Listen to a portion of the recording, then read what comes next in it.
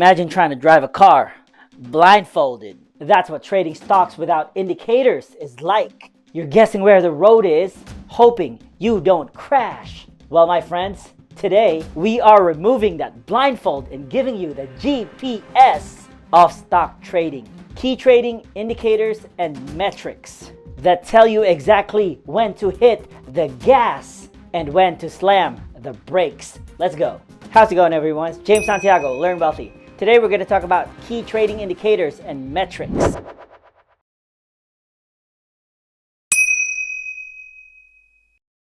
Part 1. Why trading indicators matter. Stock indicators are tools that help traders analyze price movement, momentum, and trends in the market. Instead of relying on gut feelings, which usually gets you wrecked, traders use indicators to make data-driven decisions. Think of it like this. If you're playing poker, would you rather bet based on a hunch or use your card counting skills? Not that I know how to gamble like that. The only gambling I do is in the big casino, the stock market. So traders use indicators to make data-driven decisions. There are three main types of trading indicators. Number 1, trend indicators. They tell you if a stock is going up, going down, or sideways. Number 2, momentum indicators. They measure strength and speed of price movements. And number 3, volume indicators. It shows how many people are buying or selling a stock. Dear magical crystal ball, should I buy a Tesla? Ask again later. Forget it, I'll use some real indicators instead. Part 2, the big 4 trading indicators. Alright traders, here are 4 must-know trading indicators that separate the pros from the amateurs. Number 1, moving averages or trend indicator. What it does. A moving average or MA smooths out price fluctuation to show the general trends. Think of it as the stock's true path over time. There are different types of moving averages. The simple moving average or SMA, it's a basic average of the stock's past prices over a set period. Exponential moving average or EMA, similar but gives more weight to recent prices, making it react faster to price changes. How traders use it. If the price is above the moving average, uptrend or bullish. If the price is below the moving average, downtrend or bearish. Alright, we're looking at ticker symbol HSY, Hershey, the chocolate. And we're going to add the moving averages. So we go to indicators, and then we go to trends, and then there's simple moving average right there. That's the orange one is simple moving average. As you can see, the price is above the moving average, an uptrend, so that's bullish. And we can also go to indicators, we're going to add the exponential moving average, go on a trend, and it's under the trend, and go to exponential moving average. And there it is, the simple moving average and the exponential moving average. And as you can see, the stock price, the blue, is above both moving averages. So that means the stock Hershey is bullish or an uptrend. Moving averages clean up the noise like a fresh haircut. Number 2, the relative strength index or the RSI. It's a momentum indicator. What it does, the RSI tells you whether a stock is overbought or too expensive or oversold or too cheap. It's measured on a scale from 0 to 100. How to read it. RSI above 70, stock is overbought, so that means prices might drop soon. RSI below 30, stock is oversold, so that means the stock may bounce back up. A stock with an RSI of 90 is like a roller coaster at the top of the loop. It's about to drop. RSI at 20, it's at the bottom and ready to shoot back up. Alright, I love chocolate, so we're going to take a look at Hershey's again. So, ticker symbol HSY, alright? We're going to add the RSI or the relative strength index. So we're going to go to indicators again. And then this time it's under momentum. There you go, relative strength index, RSI. Click that, boom. And as you can see at the bottom of this, we have the RSI. It's going to tell you if it's overbought or oversold. And it's going to tell you on the right the 0 to 100 that we talked about. And right now, Hershey looks like it's at 70. So that means it's overbought. So it looks like the price is about to drop. Number 3, we're going to talk about the MACD or the moving average convergence, divergence. That's a mouthful. It's actually a trend and momentum indicator. What it does, the MACD helps traders spot trend reversals and confirm buy and sell signals. All right, we're at our Schwab account, and I'm here at Google or Alphabet, and it's currently trading for $175.66 as of this recording. So we're in an advanced chart, and we're gonna show the MACD.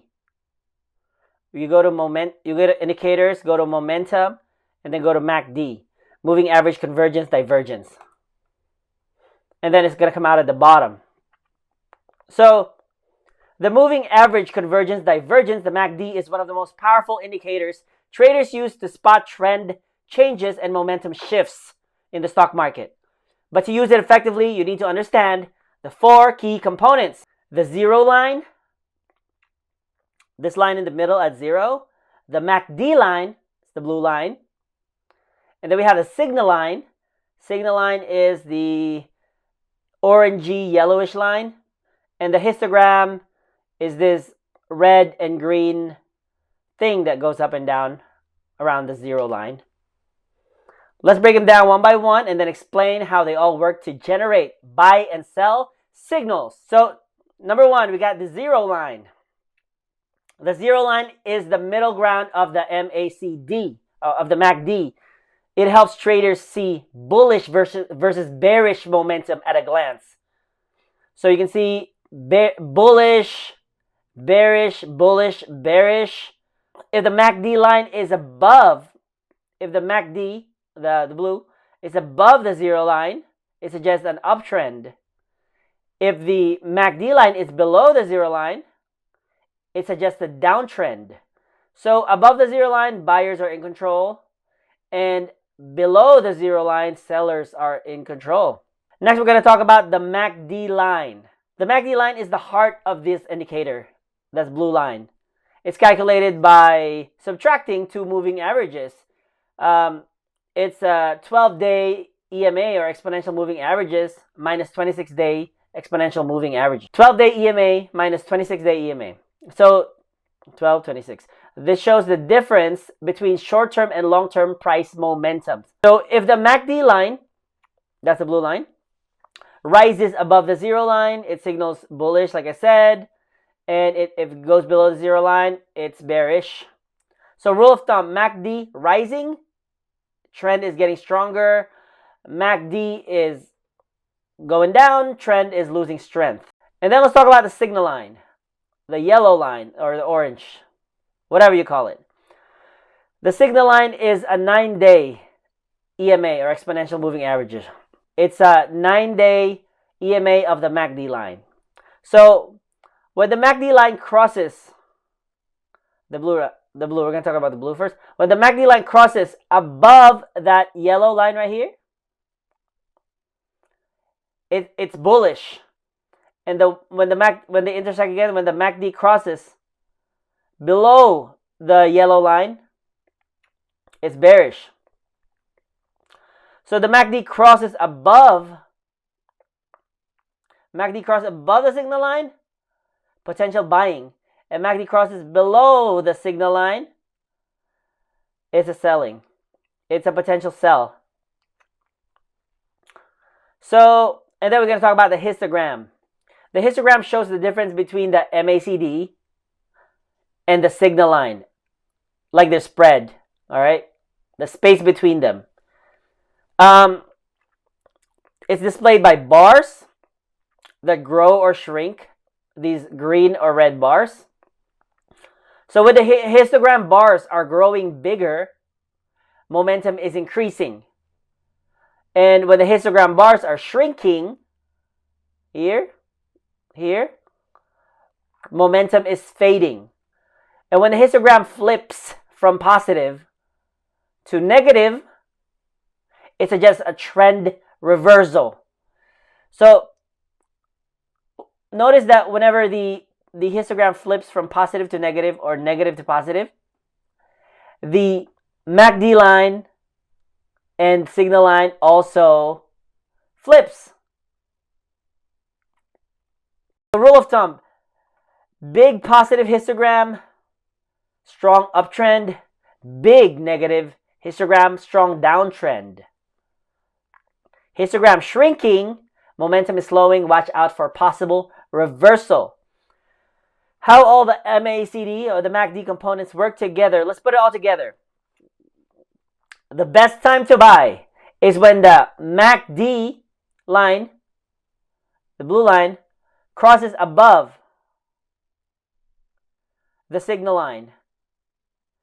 When the MACD line crosses above the signal line, right here, and right here. It's a bullish crossover. And then basically the histogram is going to flip from negative to positive at that time. And then number 3, when the MACD and signal line are below the zero line. So this right here is the best time to buy. And here. And where else? Booyah! Buy it right now, bro! This is not investment advice, but I will buy this. All right. And then best time to sell. When the MACD line crosses below the signal line and the histogram flips too, here. And number 3, when the MACD signal line are above the zero line. So right here is a good time to sell. Right here is a good time to sell because the blue line is going to go below the signal line. Right? And they're above the zero line. All right? If the MACD line crosses below the signal line while above the zero line, it's an early downtrend warning a strong sell signal. Combine MACD, combine your MACD with RSI. If MACD gives a buy signal and RSI is oversold below 30, it's a strong confirmation. Use MACD with volume. If MACD gives you buy signal and volume is high, the move is likely real. Number 4, volume. How many shares are being traded? What it does. Volume tells you how much buying and selling is happening in a stock. High volume means more interest and strength in a move. How to use it. When a stock rises in high volume, that means it's a strong move and it could continue. When the stock rises in low volume, it could be a fake out. Let me explain further. Imagine a stock price going up while a lot of people are buying it, or high volume. This means the stock price going up is legit. Big investors and traders are jumping in, adding real demand. The price increase has momentum and could continue. Now imagine the same stock price going up, but not a lot of buyers or low volume. This means that fewer people actually believe in that move of the stock price going up, and the price could reverse quickly. It might be a fake breakout, meaning it looks like it's going up, but it will drop soon. Which lift is more impressive? A 500-pound deadlift or a 10-pound curl? Exactly. Bigger volume means real strength in a stock. All right, let's tie it all together. Here's how you can use all these indicators at the same time for maximum accuracy. All right, everyone, this is it. We are at Realty Income Corporation, ticker symbol O.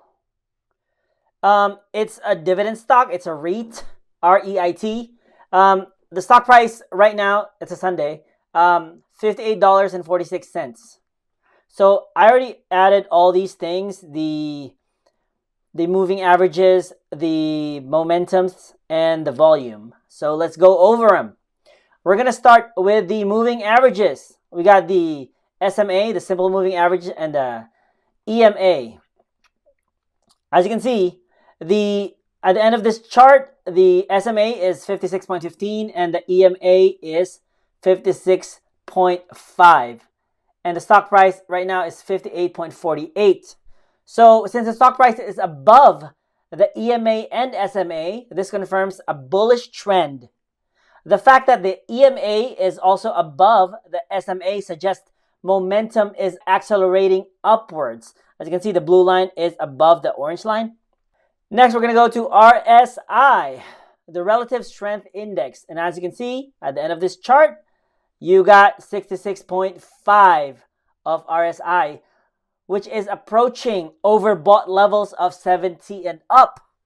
This suggests that while the stock is strong, has a strong momentum, it may be nearing short-term resistance where profit taking could occur. And then we got the MACD.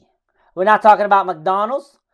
MACD line, the blue line, it says 0.9. So the MACD line is above the signal line, confirming a bullish trend continuation. Since the MACD is above zero line, this indicates strong upward momentum. And now let's talk about the volume. So the volume is trading at 6.3 million, which is decent, but not a breakout level. This suggests that the stock is moving higher, but we're not seeing extreme buying pressure yet. The final verdict, I would have a cautious buy, but I would watch the RSI and resistance. The trend is bullish, pretty much, with the price momentum and moving averages aligning. However, RSI nearing 70 right here could indicate a potential short-term pullback. If the stock breaks above 60, it could signal further upside. If it drops below 56, consider waiting for a better entry. Yeah, so basically, I'm not gonna buy yet. I'm holding. I own a significant amount of realty income, and I am not buying anytime soon, but who knows if this changes. But they provide great dividends as well, so I'm holding them until I see anything major. But it looks like nothing crazy is happening. It's just, there's a bullish trend right now, but who knows until when, since this RSI is almost at 70. Listen, we went over a bunch of stuff, I know, but listen, trading without indicators is like cooking with no recipe. You might accidentally make a masterpiece, but most of the time, it's gonna be a mess. But I know all these things a lot, but this takes practice. So I have a homework for you today. Pick one indicator and practice reading stock charts with it. Post your findings down below. And this is how you get good at it. Practice, practice, practice. This is the secret sauce. In the next episode, we're diving into fundamental analysis, my favorite. Majority of my portfolio are dividend stocks. Basically, I'm investing into the company for long term. And that's where you use fundamental analysis. Hit that like button if you learned something today. And for more investing, finance, real estate, and macroeconomics, let's all learn wealthy together. I'll see you in the next video.